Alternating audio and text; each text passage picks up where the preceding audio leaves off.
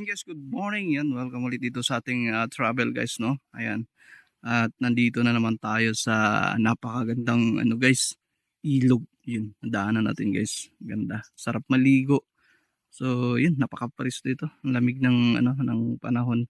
Kahit mainit, malamig dito guys, no? Gawa ng talaga. May tubig tsang mga puno. So, ito guys, papakita natin, no?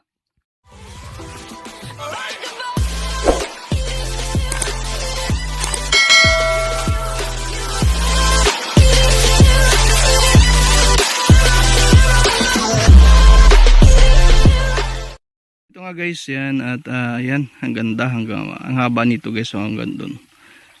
Ayan, ang ganda ng ilog. So yan, masarap maligo, hindi siya ganun malalim. Pero malapad yung pwede mong liguan. Yan, may mga dahon nga lang guys, ayan. So kung maliligo ka, kailangan mo lang yan, yan. Pagos kasi nga po ay yan, maraming puno ng kawayan, kaya yan, yung mga dahon na nalaglag dyan. Pero malinaw yung tubig. Ayan, kung makikita nyo, ayan. So hinarangan dito para lumalim dito. So dito guys may part na umaagos. Ayan, ang linaw-linaw ng tubig, no. Ayan, oh. Yan dito pa lang, oh, sa mga kids pwedeng-pwede na ito. So yan, hindi lang makita ng maayos kasi nga may mga dahon. Kailangan linisin bago ka maligo. Gawa na nalalaglag yung mga dahon ng kawayan.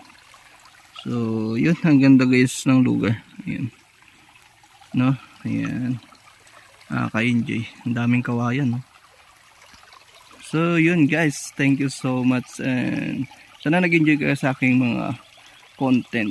Ayan, pagdating sa nature lover tayo. So yun guys, bye bye.